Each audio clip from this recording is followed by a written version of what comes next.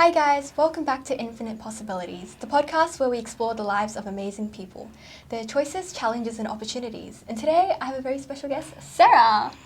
Hi.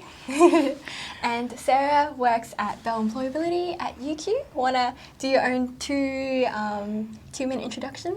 Yeah, absolutely. So my name's Sarah. As mentioned, I'm one of the career services advisors at UQ in the Business, Economics and Law faculty. I'm really passionate about supporting students to figure out where they want to go and also kind of embrace the chaos that is the workforce of today. There's so much change, so many new roles appearing all the time that we can't really plan too far ahead sometimes. So getting comfortable with that uncertainty is really what I'm all about. Living on the edge of chaos, as they say. So. Yeah. That's extremely fitting, especially for COVID, right? It's been a bit hectic, yes. People are depressed, people don't have jobs. Yeah, absolutely. I think there's been so much that's come out of COVID. A lot of really good stuff, exciting stuff, but yeah, absolutely. There's been so many challenges and that mental health component is really important. And I think within the career space, that mental health component is really often under-emphasised. You know, there's a lot that goes on in our head that affects our career decisions. So making sure we're paying attention and looking after our well-being first so we can make really effective decisions as we move through the chaos. Yeah, that sounds good. Yeah, so I want to go back right to the beginning to see kind of like what kind of childhood Sarah had and then how she got to where she is today. Yeah, so my first question is, Sarah, so growing up in high school, like what kind of person were you like? To be honest, I probably haven't changed a whole lot. I'm still very similar to, I guess, the person I was in high school. In terms of my core values and the things that are important to me, I still wear colourful floral dresses and am a little bit on the weird side, which is totally fine. You got to embrace your weird. Yeah. But yeah, I was really into, I did a lot of drama, so drama as high school was one of my favourite subjects. I enjoyed spending time with my friends. I loved my job, even though back then it was at Domino's Pizza. I couldn't get enough of going to work and loved everything about work, which yeah, I guess was where my interest in the concept of work and careers kind of started. Oh, that's interesting. Yeah. I'm surprised you can talk about, your job at Domino's with so much passion. I know. It was one of those things that one of my friends was working at Domino's and she was like, do you want a job? And I was like, yeah, why not? So I came home from school one day and said, Mum, I need you to drive me to a job interview. I've got a job interview. And she just looked at me and she's like, what? Like, I didn't even know you were applying. Yeah. So she drove me down in my school uniform and the rest was history. Wow. Damn, that seems completely like random, out of the blue. Yeah. So that was your first job? Yeah, that was my first job. At Domino's Pizza, customer service representative. And how was that? Welcome to the real world. Yeah, it was really a lot of fun. I was one of two girls that worked in the store, so it was a very male-dominated environment. Yeah. But having grown up with two brothers, pretty comfortable space for me, so I was one of the few people that could get the teenage boys to do what they were told from my experience with my brothers. But no, it was a great group of people and I really enjoyed it. Yeah. And the satisfaction of earning your own money so you can buy things also helped. That's true. I think your first job and your first paycheck is like the happiest you'll ever be. Absolutely. Yeah, from zero to something, even if it's only just a few dollars. Exactly. Yeah, and so I'm kind of curious about your brothers. Were they older or were they younger? Younger. So I'm the eldest in my family. So, obviously the boss. Older sister got to rule with a stick. I'm very, very fortunate to have two very great brothers who I get along with well. But yeah, they would try to, and when we were kids, try to sneak up on me or trick me, but they could never pull up one over on me. That's awesome. Yeah, and just wondering, in terms of your personality when you were younger, were you like really extroverted? Were you Yeah, so I've always been fairly extroverted in terms of my energy generation. So I think one of the things around extroversion that sometimes gets misunderstood is they think it means you have to be the center of the attention all the time. And whilst, so that's not necessarily my style, I don't have to be the center of attention. But in terms of getting energized, I love being around people, talking with people. That's what gives me my energy. And whereas if I spend too much time by myself, then my energy levels drop and I fall asleep. So working from home is a bit of a struggle.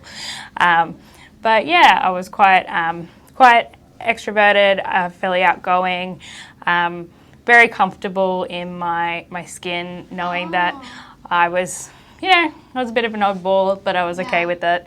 I was very fortunate to have a best friend who I'm still really close to, and we just kind of did our own thing. And we were. Yeah, that's cool. Wait, when you say you're like an oddball, like, can you sort of describe me? If I were to meet you, like, what would I be thinking? What would I be thinking? I guess someone who just always like followed her own path and her own trend.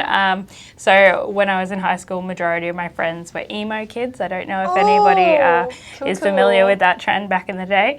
And yet I was still the girl in the floral dress, colours everywhere, so in a sea of black. So it didn't matter who the people were that I was with, who I was friends with. I just kind of did my own thing and, tried to embrace who I was and what made me unique. Yeah, that's so cool, and especially from such an early age. Yeah, so I was very fortunate in that, to have a very strong sense of self pretty early on. Yeah, wait, and how did that develop, and like, what made you be like, oh, screw being the same? I always actually put down a lot of that sort of strong sense of self down to the fact that I did Girl Guides from quite a young age, so I can't remember what age I started it, but I think I did for about 8 years. I was a Girl Guide, so I was, going off camping and doing a lot of leadership development and a lot of that sort of style things, which developed my confidence and really helped me to grow and flourish, as they say. So yeah, sounds good. Feels like a Girl Guides promotion. Yeah, I know. When you're young, right?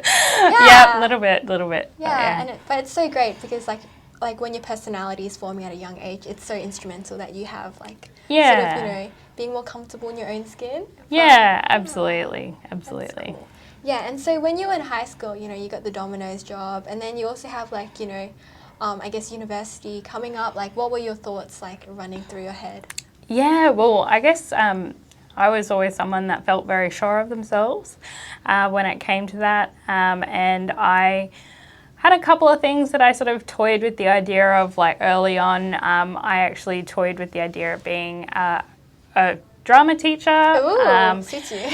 Yes, absolutely. I was like, oh, that could be fun. That's what I did for year 11 work experience, to just sort of get a taste and see what that would be like. Then the other thing that I toyed with was careers advisor, actually, but I kind of threw that one to one side and was like, nah, that seems like it's a very niche area. There's not a lot of jobs in it. I'll put that to sort of one side. And then the other idea was being a psychologist. So this seemed more attainable now with my additional knowledge of the career pathway of psychology. It's quite a long pathway and also quite difficult to get into. Not saying that I couldn't have done it, but it's just interesting what at that age you think you're like, no, careers advising is going to be too hard. I'll do psychology instead.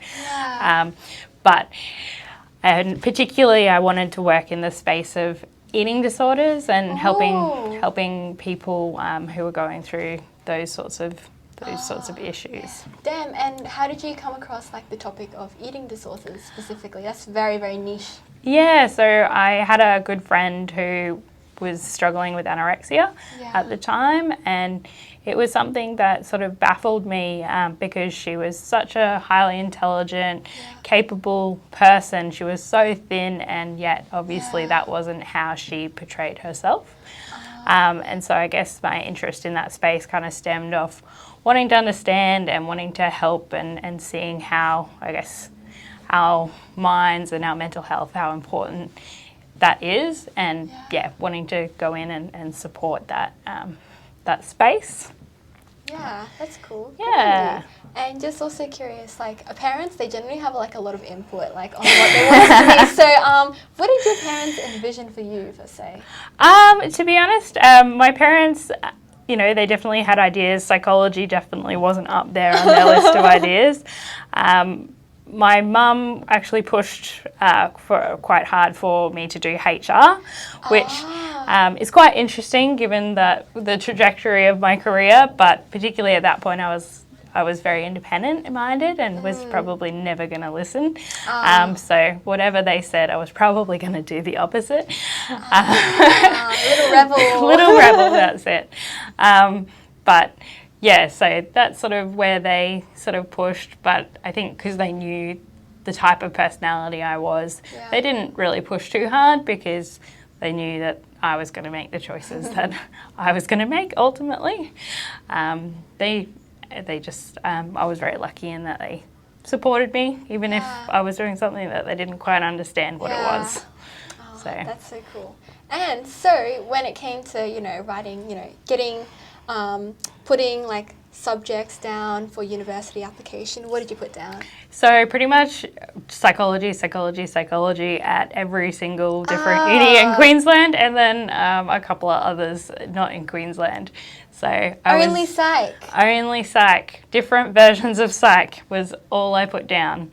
So I was very determined at that time, and yeah, that was what I wanted, and all of the courses I applied for were psychology courses.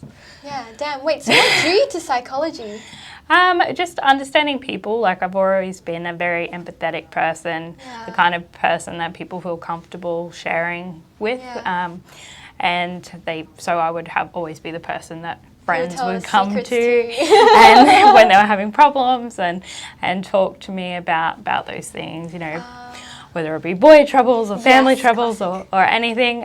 So I guess that's sort of what sparked my interest in psychology is, just that love of people and that desire to help make people's lives a little bit easier.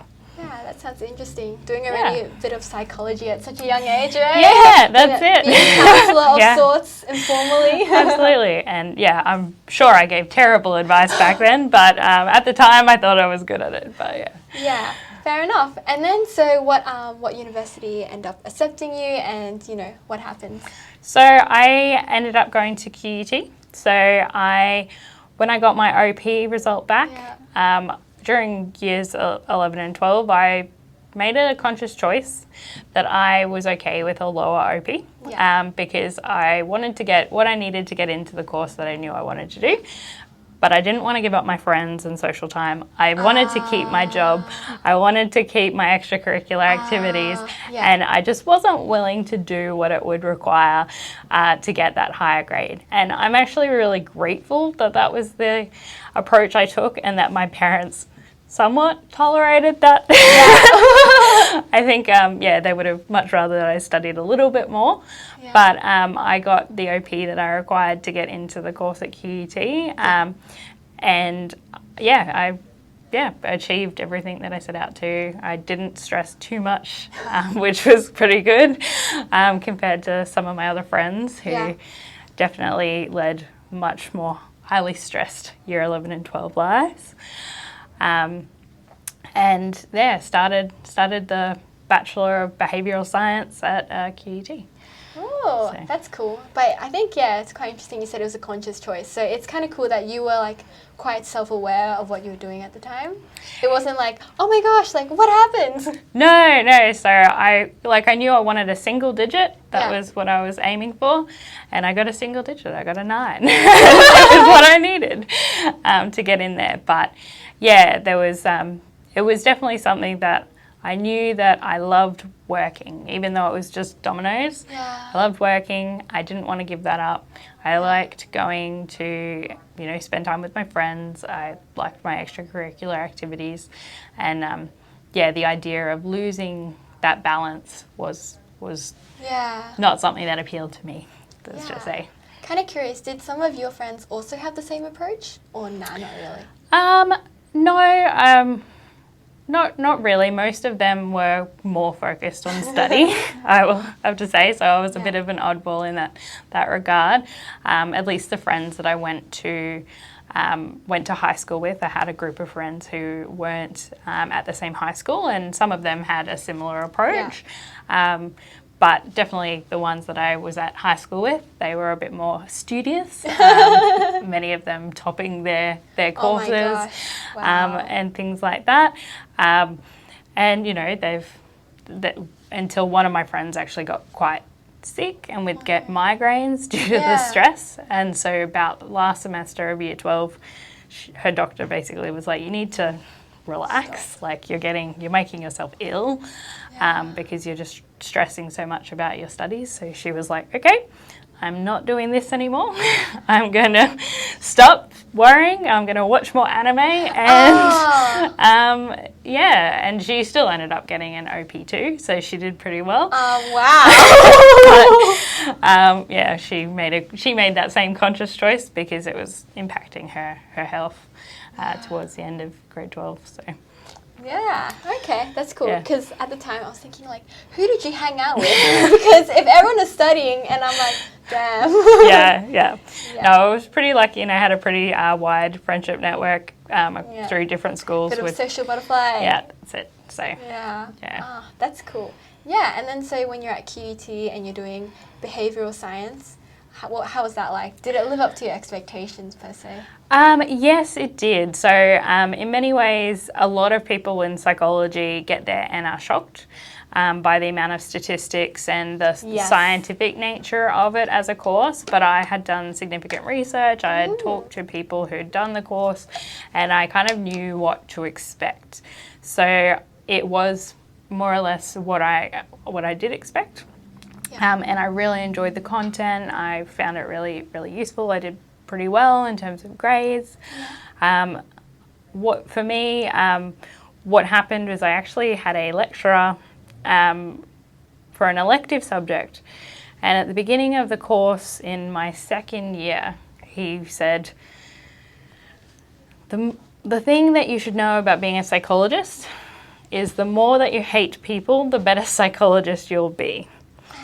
And it just, my very focused world view, and this is what I want to do and I want to help people, kind of got disrupted. And now as a older, more mature version of myself, I know that that's one person's opinion, that's one person's perspective, and reflecting on his background, he worked in particular with children who were victims of child abuse, and it would be very difficult to work in that kind of space without it impacting on your own personal views of the world.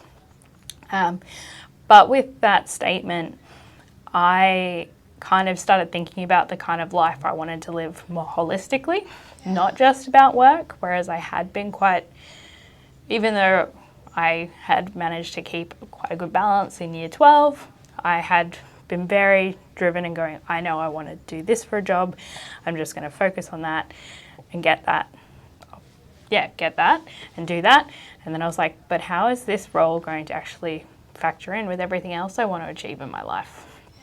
And one of the things that was really important to me is that I don't become someone that hates people. And that was something that it gave me that opportunity to pause and go, one of the things that is really important for people doing any kind of caring profession is that ability to set boundaries and to not take it home with you.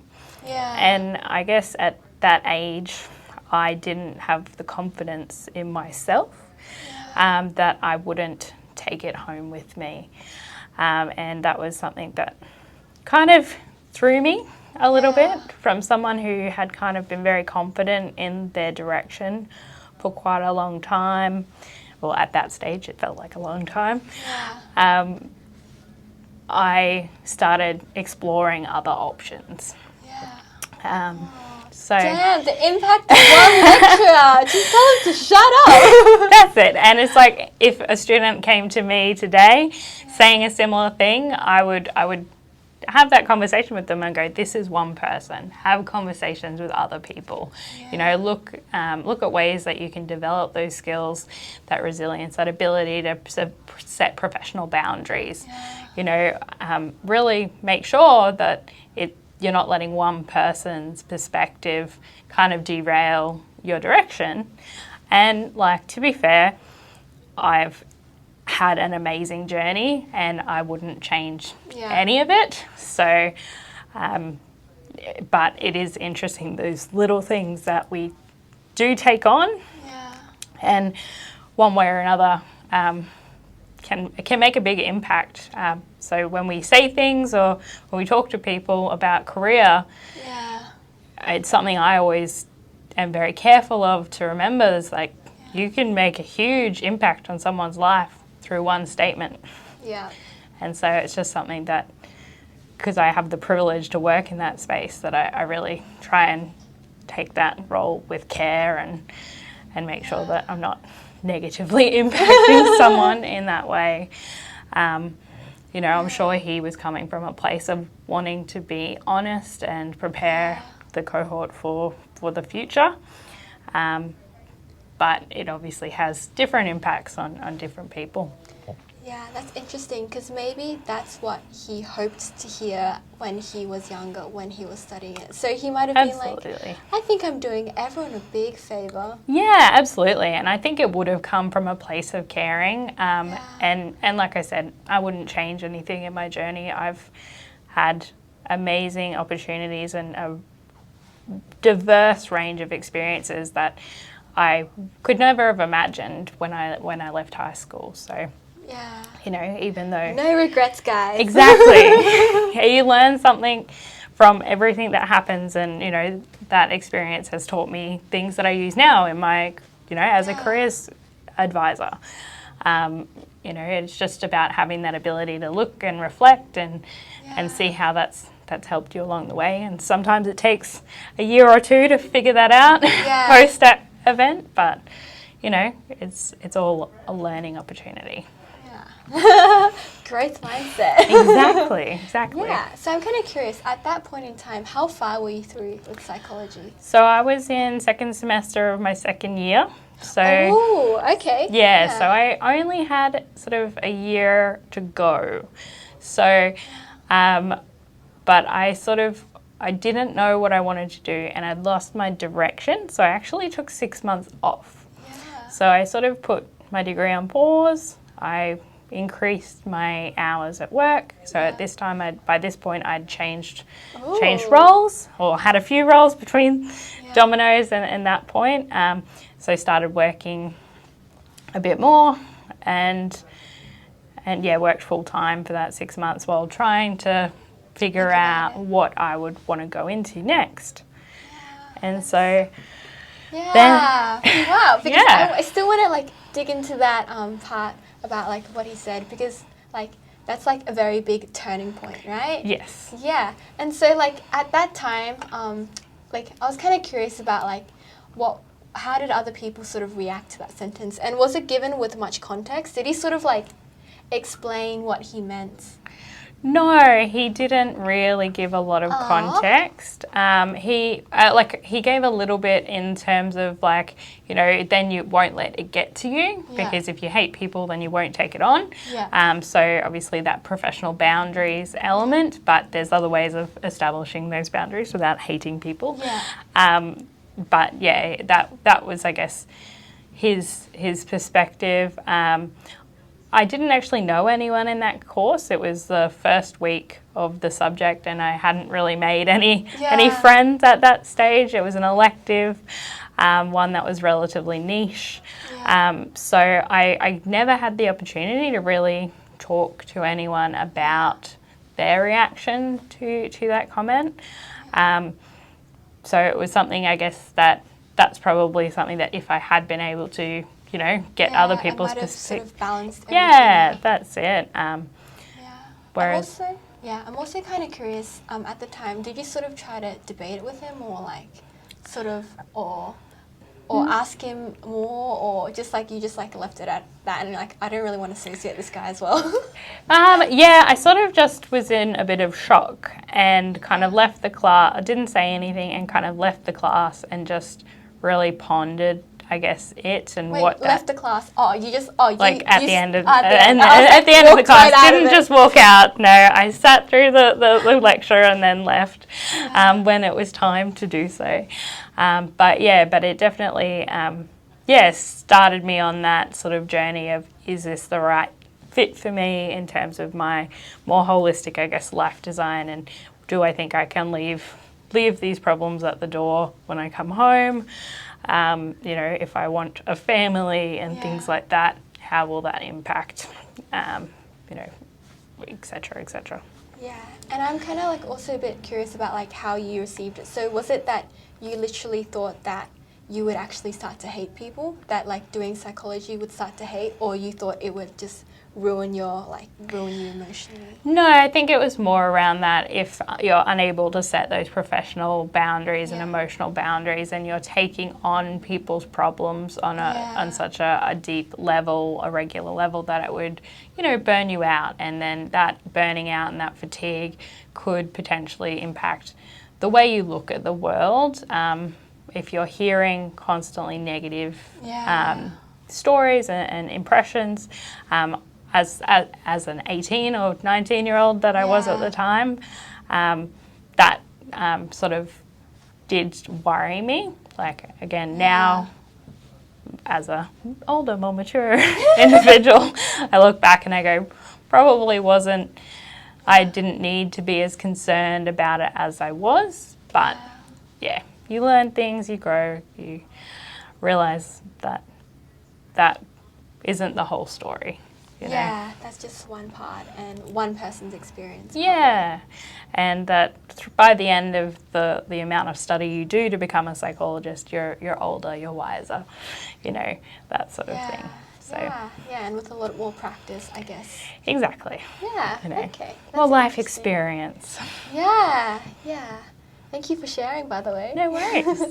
And how were you feeling during those 6 months? What was running through your mind? Was it like, I guess, a mini sort of existential crisis? Oh yeah, absolutely. It was. And that's why students who come to me and are like, oh, I have no idea what I'm doing. I'm like, don't worry, been there, I've been there.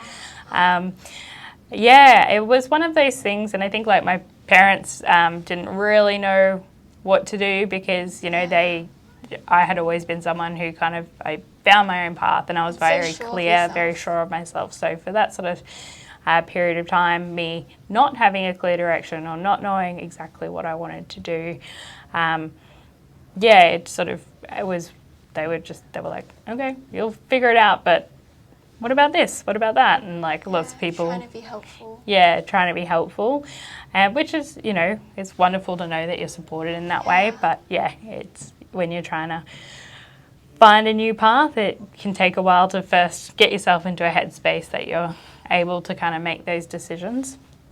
So the end of the 6 months sort of came up, and I still didn't really quite know, but I'd sort of narrowed it down to I still wanted to do something with people. Like people was always going to be the centre of anything that I did. That was one thing I knew for sure.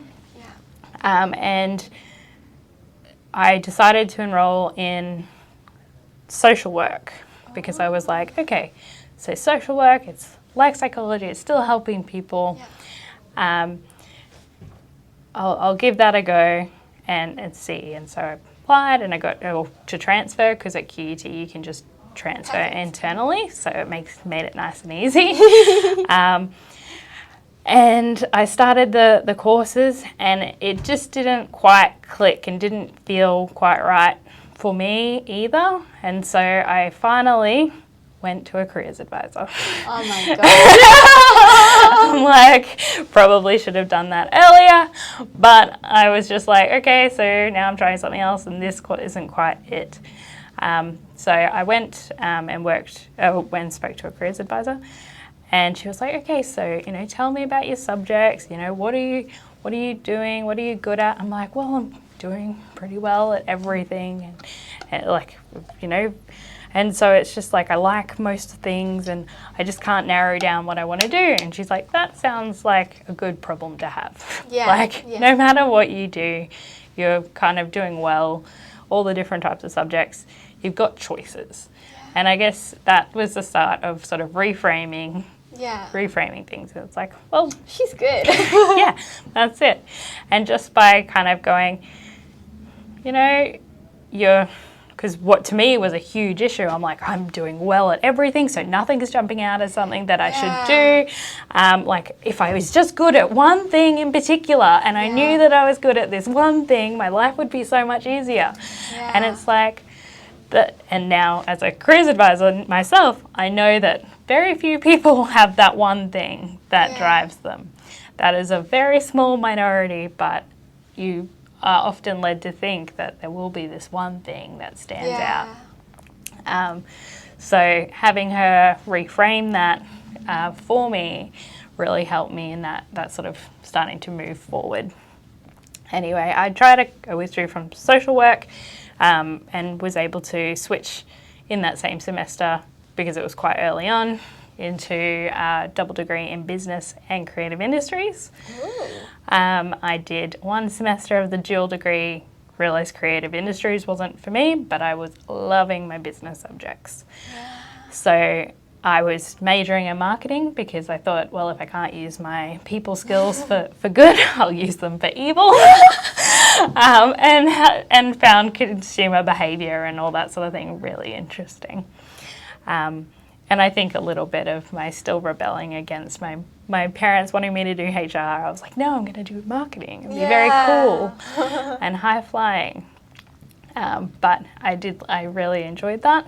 And at the time I was working as a merchandiser in a fast moving consumer goods company. So I kind of saw it as potentially a career path with that organisation. So and I loved working with the brands and setting up the promotional displays, working with the sales price points, all that sort of thing. So marketing was quite a good complement for the role I was doing at the time.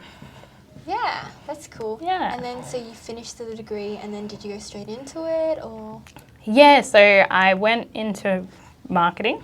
I worked as a sales and marketing coordinator for a medical devices company. Ooh, very cool. Yeah, which was really great, and I got to manage a rebrand project straight away. So straight out of uni, I was trusted to work with graphic designers to rebrand the company, get them new logo, all new promotional materials, redo their website. Got to work with a web designer to create at the time it was one of the first e-commerce medical devices websites in Australia that would talk directly to a hospital's procurement system, which is a pretty massive endeavour.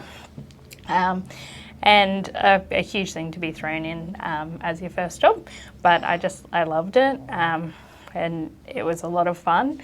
But as part of that, I also got to get involved in a lot of more general business activities. So looking at sales incentive programs for our sales reps, which is more around the REM and benefit side, which is more your HR. I looked at employer contracts, recruitment processes, all sorts of things. Because it was a smaller company, I got to get my hands on lots of different things that if I was at a bigger company I would never have seen half of that stuff. And I really love that part of it as well. But I had actually started working for the Careers Centre at my university as a casual job in the last 12 months of my degree. And then they had a permanent, it was a permanent role actually, a permanent job open up in their team. And so when I saw that, it was working with grad employers, helping them to put on events and develop, talent pipelines with graduates at the university. And so I put my application in pretty much straight away. Even though I really loved what I was doing, I was from the moment I sort of started in that role in that career centre, I just loved it. I loved helping students to get into placements and helping to make their careers grow. And using the skills that I had at the time, which was marketing and sales were my big skills, to build those relationships for the benefit of helping others in their careers. So I went in and did that. And that sort of brought me back into that career development HR space. So I started my grad cert in HR. Grad cert. Yeah. Yeah, and what's like, because I'm not quite familiar with grad cert. So is it like a year, or how does it work? So a grad cert is 4 subjects, basically. Okay. So if you're doing it full time, you can do it in 6 months. Yeah. I did it alongside full-time work, so I did it part-time, so it took a year. Yeah. So grad certs, 4 subjects, grad diplomas are 8 subjects. Oh, yeah. And then masters are sort of your next level up, again, in terms of the number of subjects. And that can be between a year and a half full-time to 2 years, depending on the masters and whether it's congruent or not with your previous studies. Just a little no, that's interesting, because like I didn't know that much about it. Yeah. Well, grad certs, I'm a big advocate for them. I've done too, because they're a really easy way to change degrees, like change industries, and give you that sense of, I've actually done some study in this without you needing to do a full master's. Yeah. Like, it's cheaper than a master's. Yes, saves time. Saves time. It's an easy thing to add on. If you do it part-time, you still get it done in a year. Yeah. And obviously not all careers lend themselves to that, but particularly when I already had a Bachelor of Business, so it's just tacking on the HR, more for my own confidence than anything else, and it also allowed me to be RE accredited, so that allows you to get the insurances you need when I did eventually start working in HR. Oh, that's interesting. Yeah. Okay. And then, so do you do these grad certs like at like QUT, or was it like done elsewhere at like a special place or something? So this one I did at so the HR grad cert I did at QUT. So it was pretty easy because I was working at QUT and studying at QUT. So I would walk from my office across to class at the end of the day, which made it a lot easier to do it all in the one place. But all unis offer grad certs. They're just different topics at different unis. So yeah, that's cool. And then I'm also trying to like dig into like the different turning points in life. So at that point when you first so you worked as career advisor in the last 12 months of your degree? I worked as a careers assistant. So I was a student casual, basically, for the Career Centre. My primary role was BD of placement opportunities. So I worked for the Real World Placement Program, which was a new program at QUT at the time, which was all about connecting students with unpaid work experience opportunities. So my job was to call up organisations and convince them that they wanted an intern. And so I would do research, identify potential organisations that I thought would be suitable for placements, and then it was all about calling them and getting them to say yes, basically, agree to taking on a student. How hard is it to cold call an organisation? Well, because I've had pretty extensive experience in sales. For me, it was pretty easy. Oh, nice.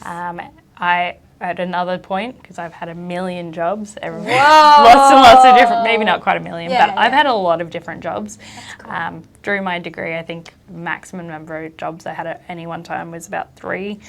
So I kept pretty busy during uni. But I always say, for a while I was in a role where I needed to do debt collection. So I had to call people up and ask them to pay their debts. Once you do that, you can pick up the phone and call anyone.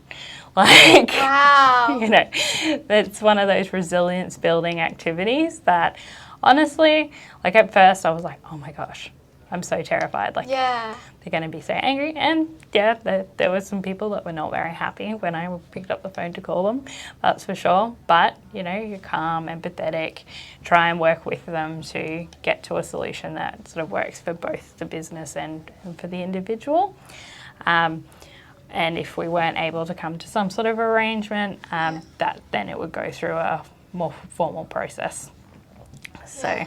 Was your, like, I'm kind of interested in how you picked up the phone and called them. So, like, if someone's like, I don't have money, Sarah, I'm, like, really broke right now, I have 3 starving kids, like, how do you, I don't know, rule with an iron fist, or how does it happen?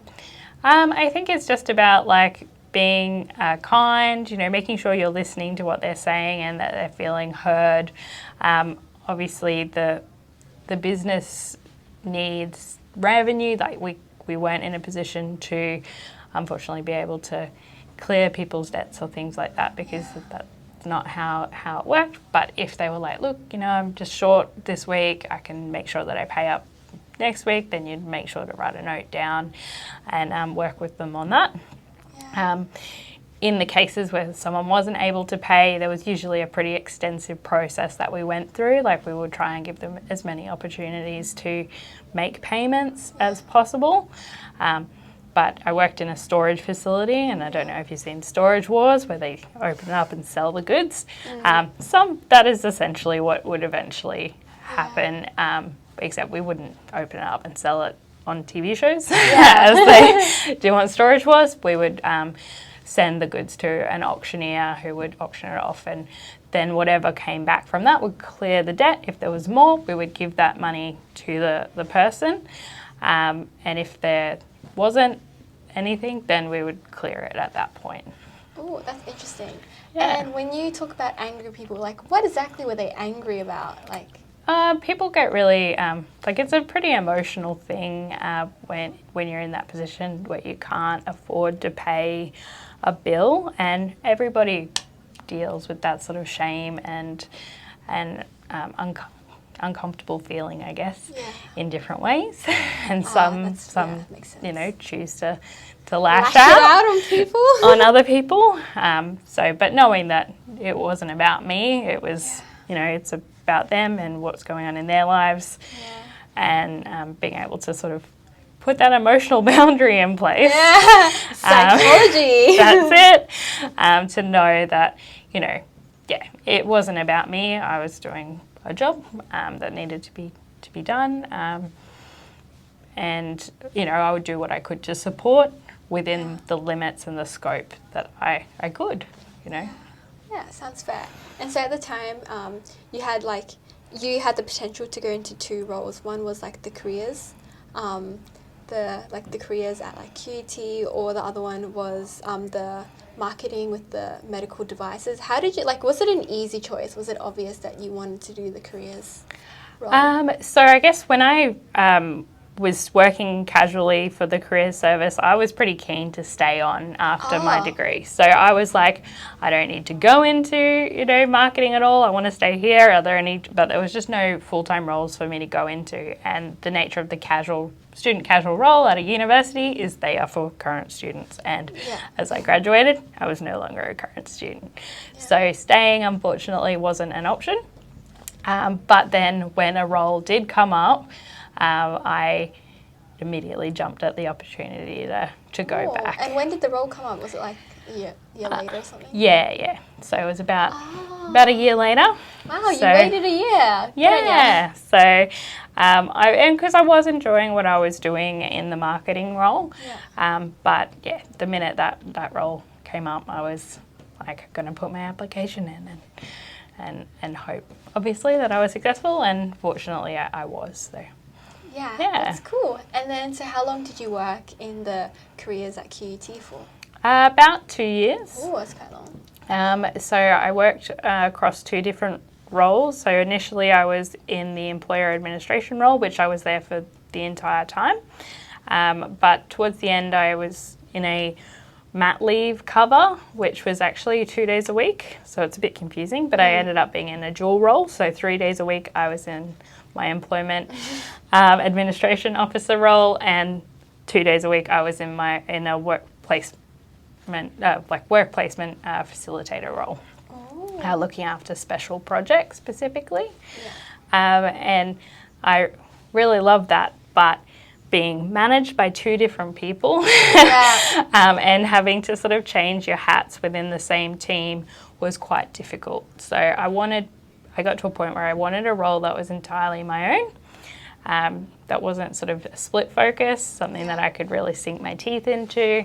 And I had looked at some internal opportunities at QUT, but the feedback that I received at the time was that I needed more experience outside of the university sector, which was fine. So that's what I did.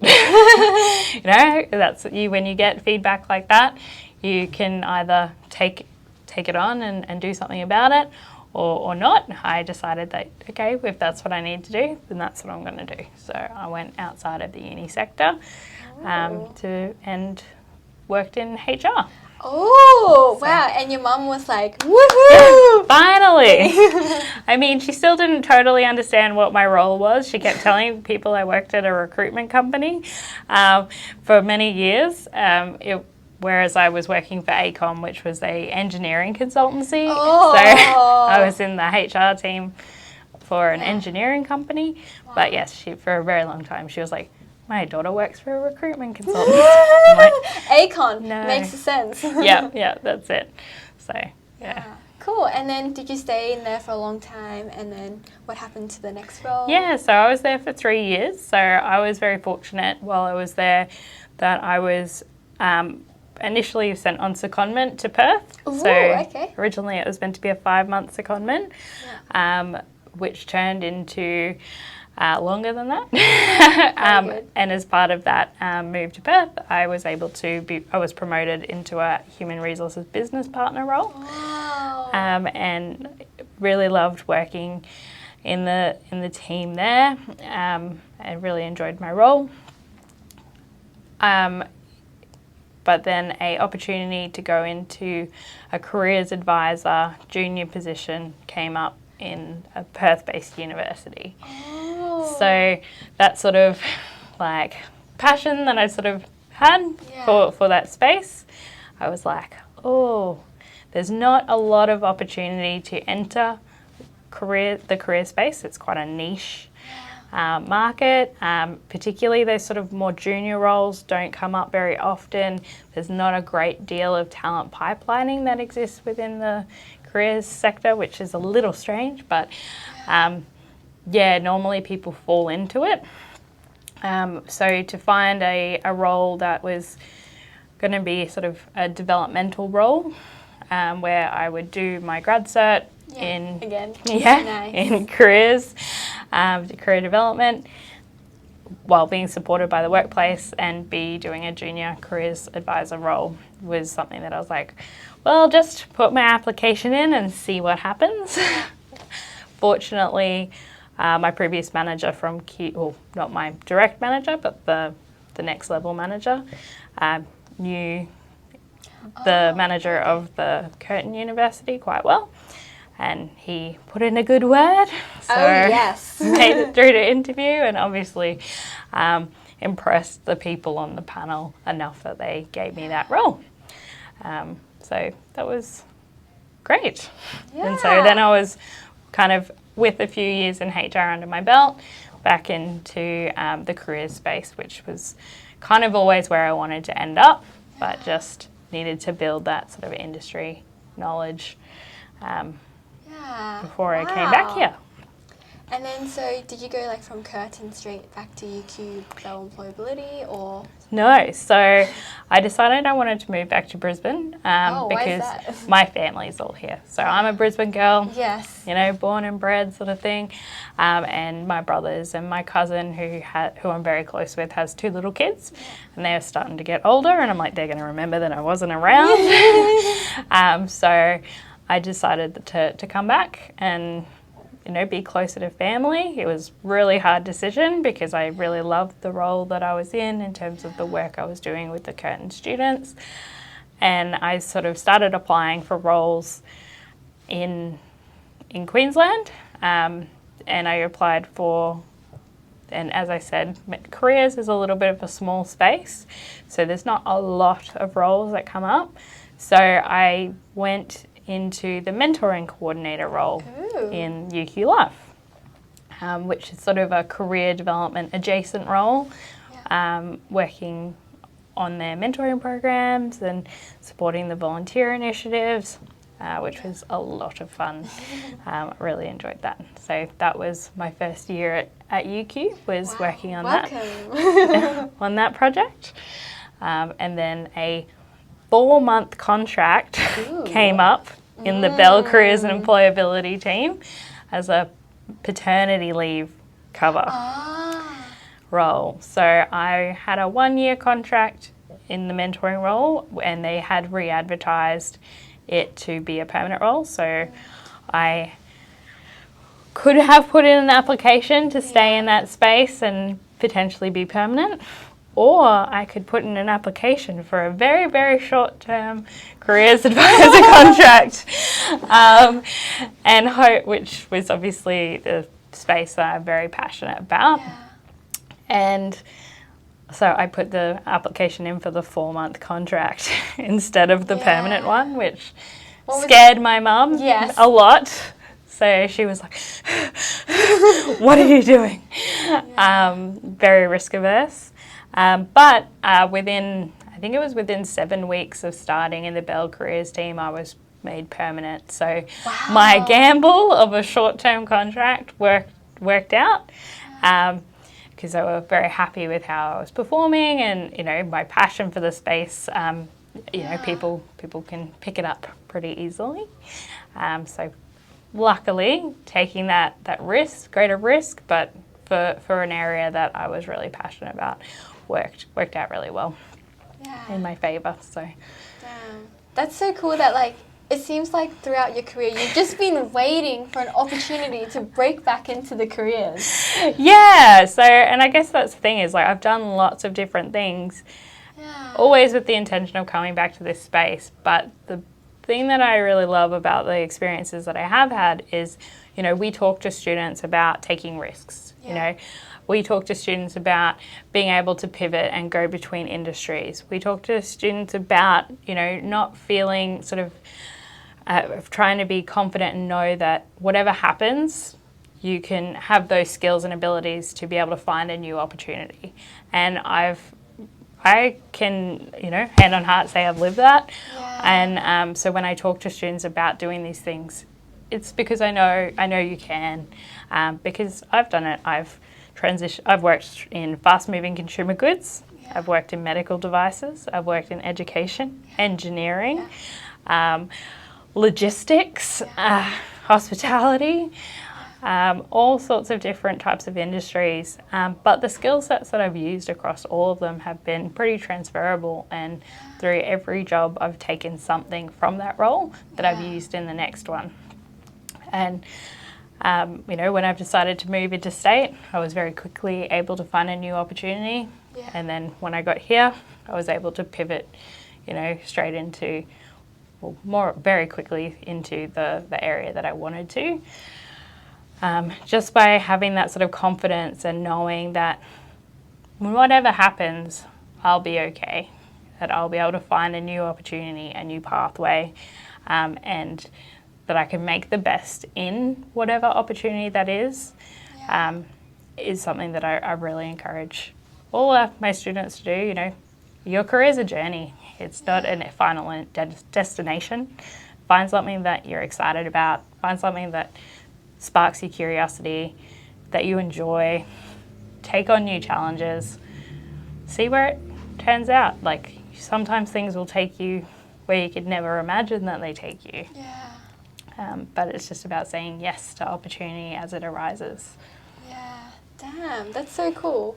And you remember at the very beginning we were talking about how some people, they have that one thing that they're really passionate about. It sounds like you are one of those people that you just and I think that's the thing is, though, it wasn't there originally. You weren't born with it. It wasn't, and that's always what I say. It came over time of of doing things and working. Like I've now done more or less every different type of job you can do in the career space.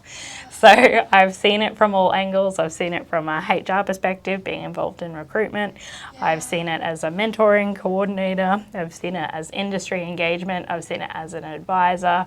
I've done triaging. I've done resource development, workshops, events, any different type of role that you could do in the space I've done, which is quite different to a lot of people who are in this area, where they tend to be in one space or the other and lean into that, whereas I've got a really nice holistic picture of the area. And it means that I have a deep and wide knowledge of the career development space, which I wouldn't have if I hadn't done so many different things and explored, the different, working across different institutions, working across different types of roles. Yeah, you've done everything. I've done a lot of things. Yeah. That's so good for when you're empathizing with students. Like, you know how they feel, the transition. Absolutely. So, and I know that, if we have confidence in ourselves and sort of an optimistic mindset, it can make all the difference. Yeah. So. Oh, that's cool. Is there any other sort of job that you think that is quite similar to what you're doing right now? That could be, because I'm thinking that a lot of what we like in a job, there is probably that skill set, those I don't know what you do, the core of the work, but it can also be repackaged into another area, and then it could be called not a good equivalent, project management. No, but absolutely. So, from a career development space, I don't know if you've had a look at the Foundation of Young Australians. They do a few reports on the future of work and things like that. And what they actually did in one of their, I think it might have been a couple of years ago now, but they basically did a big analysis of all the jobs and the skill requirements of all the jobs in Australia, basically.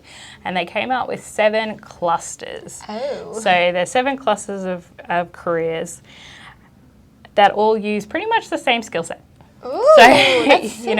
If you're wanting to change between these jobs, you only need to upskill maybe 1 or 2 things. And then all the clusters kind of overlap. And so obviously if you're wanting to change clusters into a slightly different area of work, then you might need to upskill 3 or 4 things out of the deck. But basically these are the ones that are easier to change within.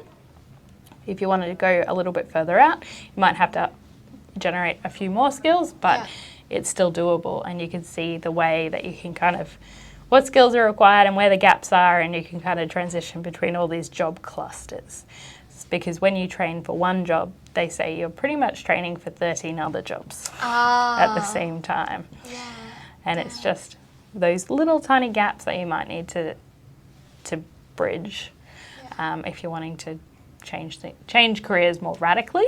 But absolutely, there are so many types of roles that I could do. Project coordination is definitely up there. I've been involved in lots of different projects, whether they're events, whether they're programs, whether it's internal projects, developing resources or improving processes. So any industry I could go in and do that kind of work. Leadership development, so got back in the HR space, lots of, pretty much I could go back into that area very easily. Even, marketing and event space, lots of different administration kind of roles I could do.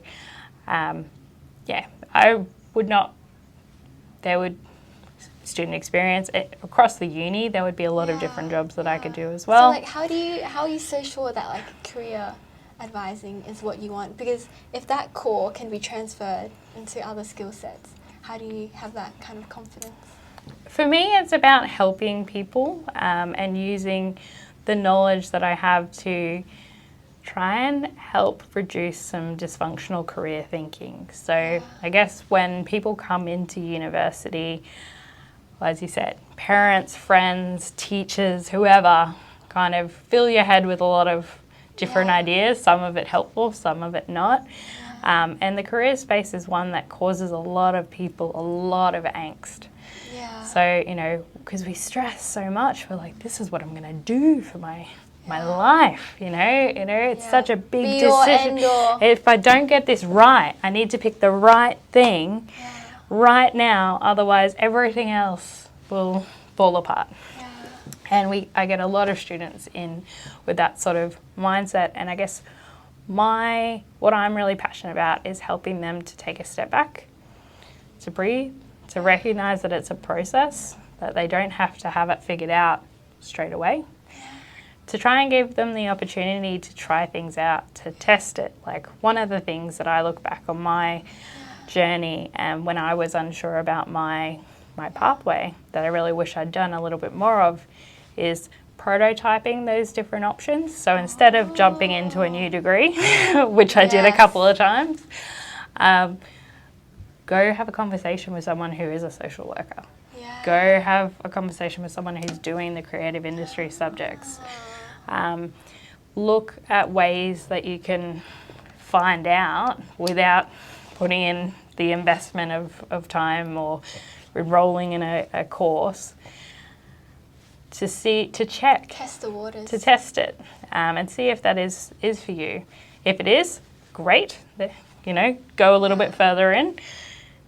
If it's not, cool, you haven't lost too much, it hasn't taken you much time, money, resources, you know, you haven't set your goals and your life hopes and aspirations on this one path to then be like, actually, no, again, this isn't for me. Whereas if you can kind of narrow it down, try it out, yes, no, cool, no, that didn't work, I'm going to try the next one, then you'll find something that sparks a little bit of curiosity and go, ooh, no, I really want to learn more about that. I want to dig deeper. And I guess that was what happened when I started my casual role, because I was like, you know, it pays really well. Like, working at a uni as a student is great. Yes. Nice high casual rates. So highly recommend it. That was part of my motivation. Like, I always 100%. Knew I had, and I knew I was good at BD and sales. So I was like, I could do this. This is my skill set right here. And so, applied. I was really sick the day of that interview. Oh my gosh. So it was, you know, would not have been okay in COVID times. So I went in but I did my best. Coughed all over them. Yeah, pretty much. But yeah, obviously managed to do well enough that I got the job. And then I was just like, you know, the more and more I kept going into the space, the more I was like, I know I want to help people find their path. I want to help relieve some of that anxiety, give them opportunities to test the waters and see if it's actually something that they're going to like. Because, we get a lot of students who will be like I was, this is definitely what I want to do. It's like, okay, have you spoken to anyone that does that? Have you been inside the office? Have you done any work experience here? You know, anything to actually just confirm that is actually what you think it's going to be. And if it is, amazing. You've got extra confidence that you know you're heading in the right direction. If it isn't, then you can start exploring other options, you know, with that additional information. And see, okay, so maybe what did you like about that? What didn't you like about that? So if we take the bits you liked, this might tell us a bit more about where you want to go, you know, and we just need to remove some of those bits you didn't like so much. That's so amazing that, you sort of became the person that you needed when you were younger. Yeah, absolutely. Yeah, and perhaps an unfair question. Do you think that you could be, I guess, just as happy in a psychology role, do you think? I think I would have really enjoyed psychology. I think there is a lot of ways that I would be doing very similar kind of work. I think I would have probably ended up in the org psych space anyway. So upon reflection, if I had, I think that still would have been the direction that I probably always should have taken. I think there was a little bit of my inner teenage rebellion that resisted going down that direction. But I think I would have, been happy, I think, with any direction. And one of the things that I tell students is there's a lot of lives you can live. and be happy. Yeah. Like, there's infinite numbers of possibilities. And you probably would be equally happy with all of them. But we only have one life, you know, so it's about how can we make sure we incorporate as much of the things that we like, that bring us joy, that spark curiosity into this life, you know. So there's an exercise which comes from Designing Your Life, which is a Stanford program. Oh, yeah, sounds familiar. Yeah, if you haven't read the book, I highly recommend it. Okay. But they have this thing called Odyssey Plan. Yeah, that's it. Odyssey plans. And you do design your next 5 years of your life based on the life you're currently living. Design your life for the next 5 years based on the life you'd be living if what you're doing now kind of was taken away and was no longer an option. And then the third life is design the life you're living if you had no restrictions. Yeah. You know, what are the things that you would do if there's no money issues, none of these other restraints, you didn't care what people thought, your parents supported everything that you did, what would that look like? And then at the end, the idea is, what of these other two lives can you integrate into this life? You know, how can you make your life as much of these things as you want, and design it in a way that can incorporate some of those other elements so that you're making the most of the one life that you do have to live. Yeah. And sort of, because, there's lots of lives that you can live and be happy and enjoy. Yeah. Like, I've thought at different times, I'm like, it would have been cool to study IT. Oh, nice. You know, there's all sorts of different things that I think I could have done and been just as happy. But it's about maximising the life that you're in and enjoying it, being grateful for it. Yeah. And just moving forward. Yeah, that's cool. Do you think you would ever, go back to uni and do that psychology and sort of live that another life? I've definitely thought about doing psychology and finishing off those studies and things like that. Yeah. It is a very long pathway to start. And it's one of those things that might happen down the track. Who knows? Yes. I'm a bit of a nerd. I do love to study. I love learning. So I definitely would never say that it won't happen. But never say never. That's it. Yeah, that's cool. Just a final few questions to wrap up. Yeah. Yeah, so the deep question. So, Sarah, to you, what do you think the meaning of life is?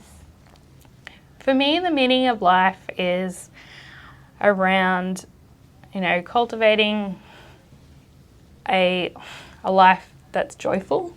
So, living in accordance with your values, being, congruent with, living a life that's congruent with yourself and your values. And just, looking for opportunities for joy, whether that's,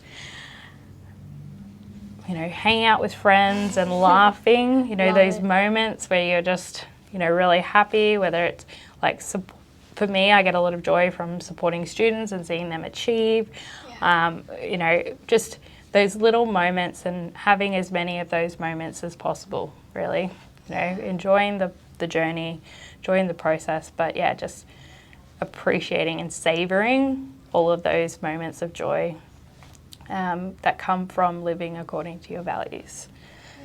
Yeah, that's a beautiful answer. Yeah, and so what would be your ideal perfect day in the life? Ideal perfect day in the life? I probably wake up naturally. Nice. I'm not a fan of alarm clocks, and I'm not very good at morning wake ups, I'm not gonna lie. So I'd have a day where I could just wake up, then get up, have some breakfast, have a bit of a, read a book or have a bit of a potter around, pat my cat, that sort of thing. Then go to the gym or yoga or something that's active. And then, get ready for work, come into work. I love variety in my day, so if I could have an event and then some student appointments and then some time working on projects, that would be great.